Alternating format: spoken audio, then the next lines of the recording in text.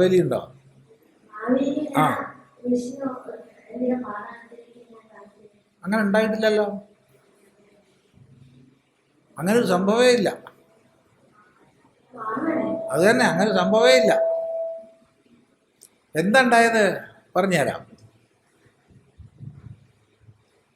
എന്താ ഉണ്ടായത് പറഞ്ഞുതരാം.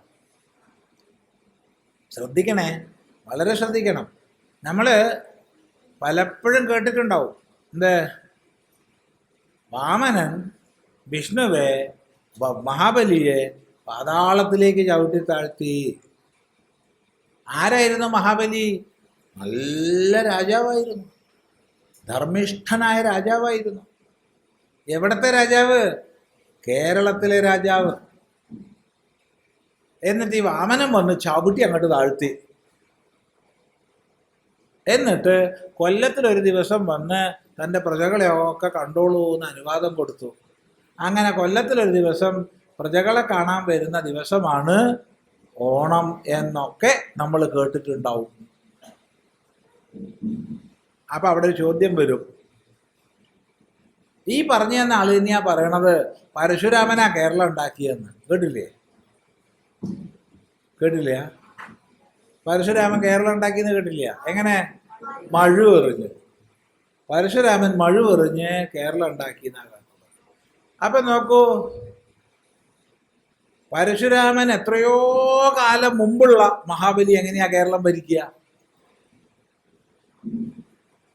പരശുരാമന്റെ ആയിരം കൊല്ലങ്ങൾക്ക് മുമ്പ് ജീവിച്ച മഹാബലി എങ്ങനെയാണ് കേരളം ഭരിക്കുക? ഇല്ലാത്ത കേരളം ഭരിക്കാൻ പറ്റുമോ? അപ്പൊ എവിടെയോ തകരാറില്ലേ? എവിടെയോ ഒരു തകരാറുണ്ട്. രണ്ടും വിട്ടിത്തരാ, രണ്ടും കൂടി യോജിക്കില്ല. നമ്മൾ ഒന്ന് തീരുമാനിക്കണം. ഒന്നുകിൽ പരശുരാമൻ കേരളം ഉണ്ടാക്കി എന്ന് പറഞ്ഞാൽ റൈറ്റ്, ശരി. അല്ലെങ്കിൽ മഹാബലി കേരളം ഭരിച്ചു എന്ന് പറഞ്ഞാൽ റൈറ്റ്. രണ്ടും കൂടി യോജിക്കില്ല. അപ്പോഴാണ് നമ്മൾ പുരാണങ്ങളിലേക്കൊക്കെ പോകേണ്ടത്. ഒരു പുരാണത്തിന്റെ പേര് പറയാം, ശ്രീമദ് ഭാഗവതം. കേട്ടില്ലേ? ആ, അപ്പൊ ശ്രീമദ് ഭാഗവതത്തിൽ ഈ ചരിത്രം പറഞ്ഞിട്ടുണ്ട്. അതെങ്ങനെയാ ചോദിച്ചാൽ, വളരെ വലിയ നല്ല രാജാവായിരുന്നു മഹാബലി. അദ്ദേഹത്തിൻ്റെ കാലത്ത് കേരളം ഇല്ല. അദ്ദേഹം ഭരിച്ചത്, ആസ്ഥാനമാക്കിയിരുന്നത് ഭൃഗു കച്ഛമാണ്. ഭൃഗു കച്ഛം എന്ന് പറഞ്ഞാൽ റാൻ ഓഫ് കച്ച് ആണെന്നാണ് ഒരു അഭിപ്രായം. റാൻ ഓഫ് കച്ച് എവിടെയാണ്? ഗുജറാത്തിൽ. വേറൊരു അഭിപ്രായം ഭറൂച്ച് ആണെന്നാണ്. ഭറൂച്ച് എവിടെയാണ്? ഗുജറാത്തിൽ. രണ്ടായാലും കേരളത്തിലല്ല. നർമ്മദയുടെ വടക്കേ ഭാഗത്താണ് ഈ പറഞ്ഞ ഭൃഗുകച്ഛം എന്ന് മഹാഭാഗവതം പറയുന്നുണ്ട്. നർമ്മദായാഹ ഉത്തരേ തടേ ഭൃഗുകച്ഛ സംജ്ഞിതേ എന്നൊക്കെ സ്ഥലത്തെ പരിചയപ്പെടുത്തി പറയുന്നുണ്ട്. അവിടെയാണ് യാഗം നടക്കുന്നത്. അപ്പോൾ ഈ മഹാബലിക്ക് ഞാൻ വലിയ ദാതാവാണെന്നുള്ള അഭിമാനമുണ്ട്. ഞാൻ വലിയ ദാനം ചെയ്യുന്ന ആളാ. നമ്മളൊക്കെ പല ദാനവും ചെയ്യുന്നുണ്ടാവില്ലേ? ഇല്ല. നിങ്ങൾ എന്തെങ്കിലും ദാനം ചെയ്യലുണ്ടോ? ഉള്ളത് മറ്റുള്ളവരുമായി പങ്കുവെക്കാറുണ്ടോ? ഉണ്ടല്ലോ. വേണേ, പങ്കുവെക്കാൻ ശീലിക്കണം. പക്ഷെ പങ്കുവെക്കുന്നതിൽ അഭിമാനമൊന്നും പാടില്ല. അഭിമാനിക്കാൻ ഒരു വകുപ്പും ഇല്ല. അപ്പോൾ ഈ മഹാബലിക്ക് വലിയ അഭിമാനമാണ്, ഞാൻ വലിയ ദാതാവാണെന്ന്. ബാക്കി എല്ലാ ഗുണങ്ങളും തികഞ്ഞ ആളാണ്. എല്ലാ ഗുണങ്ങളും തികഞ്ഞ ആളാണ്. അപ്പോൾ ക്രമേണ മഹാബലി ശക്തി ആർജിച്ച് 3 ലോകങ്ങളെയും അടക്കി ഭരിക്കാൻ തുടങ്ങി. അത് അനുവദിക്കാൻ പറ്റുമോ? ഇല്ല. അപ്പം നമുക്ക് ഓരോരുത്തർക്കും അതത് അധികാരത്തിനുള്ളിൽ നിൽക്കണം. അപ്പം നിങ്ങൾക്കൊരു വീടുണ്ട്, പറമ്പുണ്ടെങ്കിൽ ആ പറമ്പിനുള്ളിൽ നിങ്ങൾക്ക് കൃഷി ഉണ്ടാക്കുക, ഒക്കെ ചെയ്യാം. അയൽവാസിയുടെ പറമ്പ് പോയിട്ട് കൃഷി ഉണ്ടാക്കുന്നത് ശരിയുണ്ടോ? അയാളുടെ സമ്മതത്തോടു കൂടിയാണെങ്കിൽ ആവാം, അതിന് വിരോധമില്ല. അല്ലാണ്ട് കയ്യേറിയിട്ട് ചെയ്യാൻ പാടുണ്ടോ? ഇല്ല. അപ്പോൾ ഭാരതത്തിന് നമുക്കൊരു അതിരുണ്ട്, ഇല്ലേ? ഭാരതത്തിന് അതിർത്തി ഇല്ലേ? ഏതൊക്കെയാ ഭാരതത്തിൻ്റെ അതിർത്തികൾ?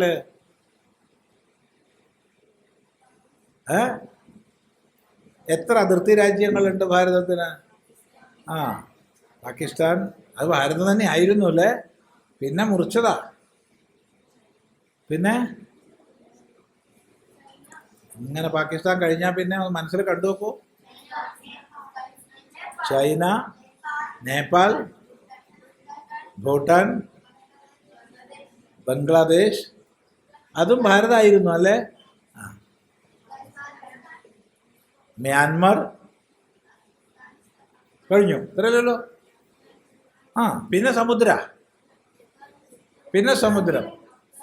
അഫ്ഗാനിസ്ഥാൻ ഇങ്ങനെ അങ്ങോട്ട് വന്നിട്ട് മനസ്സിലിങ്ങനെ കണ്ടു വെക്കൂ മാപ്പ്. ശ്രീലങ്ക സമുദ്രത്തിൻ്റെ അപ്പുറത്തല്ലേ, എന്നാൽ അതിർത്തിക്കാണ്. ശരി, അപ്പോൾ നമ്മൾ ഈ ഭാരതത്തിൻ്റെ പരിധിൻ്റെ ഉള്ളിൽ നമുക്ക് ഭരിക്കാം. പോയിട്ട് ചൈനയിൽ പോയി ഭരിച്ചാൽ അവർ സമ്മതിക്കുമോ? ചൈനക്കാരെ ഇങ്ങോട്ട് വന്ന് ഭരിക്കാൻ നമ്മൾ സമ്മതിക്കുമോ? ഇല്ല.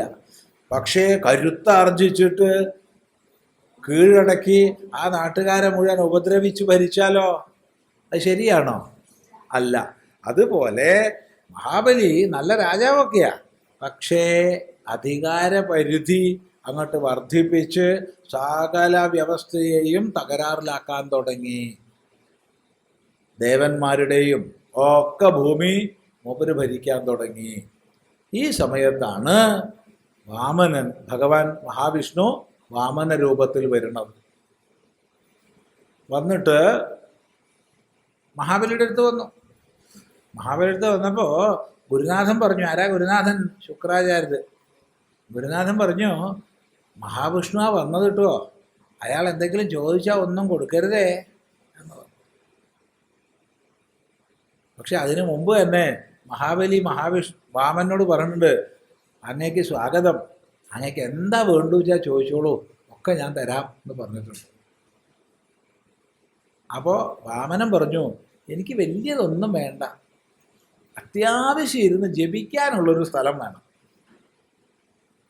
അതിനെന്ത് വേണം? ഒരു 3 അടി ഭൂമി വേണം. അയ്യോ അതൊന്നുമല്ല, വലിയ രാജ്യം ചോദിച്ചോളൂ, ഞാൻ രാജ്യം മുഴുവൻ വേണമെങ്കിൽ തരാം. എനിക്ക് രാജ്യം ഒന്നും വേണ്ട, 3 അടി മണ്ണ് മതി.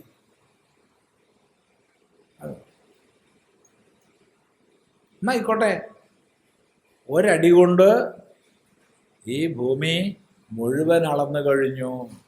2ാമത്തെ അടി കൊണ്ട് സ്വർഗപാതാളങ്ങളെ മുഴുവൻ അളന്നു കഴിഞ്ഞു. 3ാമത്തെ അടി എവിടെയാ വെക്കേണ്ടതെന്ന് ചോദിച്ചപ്പോൾ മഹാബലിയുടെ അഹങ്കാരം മുഴുവൻ പോയി. ശിരസ് കുനിച്ചു. ശിരസ് കുനിച്ചപ്പോൾ വാമനൻ ആ ശിരസിൽ തൊട്ട് അനുഗ്രഹിച്ചു, കാലുകൊണ്ട് സ്പർശിച്ച് അനുഗ്രഹിച്ചു. എന്താ അനുഗ്രഹിച്ചത്? നീ അടുത്ത ദേവേന്ദ്രനായി തീരട്ടെ, ദേവേന്ദ്രനായി തീരട്ടെ എന്ന് അനുഗ്രഹിച്ചു. അപ്പോൾ ദേവേന്ദ്രൻ അടുത്ത ദേവേന്ദ്രനായി തീരണമെങ്കിൽ ഇപ്പോഴത്തെ ദേവേന്ദ്രൻ റിട്ടയർ ചെയ്യണ്ടേ? വേണ്ടേ? അല്ലാണ്ട് കയറി ഇരിക്കാൻ പറ്റുമോ? അയാളെ പുറത്താക്കിയിട്ട് ഇരിക്കാൻ പറ്റുമോ? ഇല്ല. അപ്പം അത്രയും കാലം ഇവിടെ കഴിയും. ദേവന്മാർക്ക് പോലും ദുർലഭമായ സുതലത്തിൽ പോയി താമസിച്ചോളൂ. എവിടെയാണ്? സുതലത്തിൽ. പാതാളല്ല. പാതാളെന്ന് പറഞ്ഞിട്ടേ ഇല്ല, തെറ്റിദ്ധാരണയത്. സുതലം, സുതലത്തിൽ പോയി താമസിച്ചോളൂ. പാതാളം എവിടെയാ?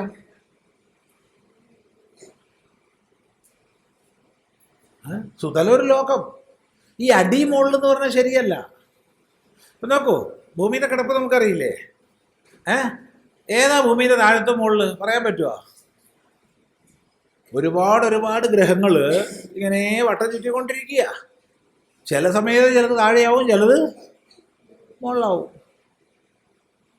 ഏതാ ഇപ്പം താഴെ?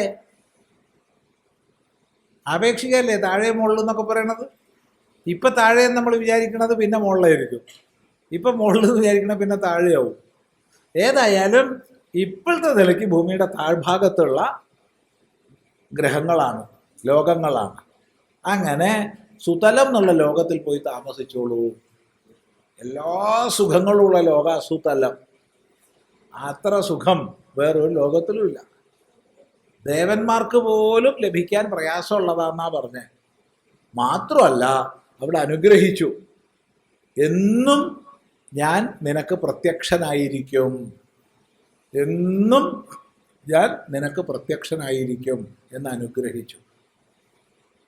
ഇതാണ് ഉണ്ടായത്. കൊല്ലത്ത് കാണാൻ വരാനോ ഒന്നും പറഞ്ഞിട്ടില്ല. അടുത്ത ദേവേന്ദ്രനായി തീരട്ടെ എന്ന് അനുഗ്രഹിക്കുക ചെയ്തത്. ഇത് വ്യക്തമായി നിങ്ങൾ മനസ്സിലാക്കണമെങ്കിൽ ശ്രീമദ് ഭാഗവതം വായിക്കുക. അതിൽ വ്യക്തമായിട്ട് ഇത് പറഞ്ഞിട്ടുണ്ട്. മനസ്സിലായല്ലോ? ശരി.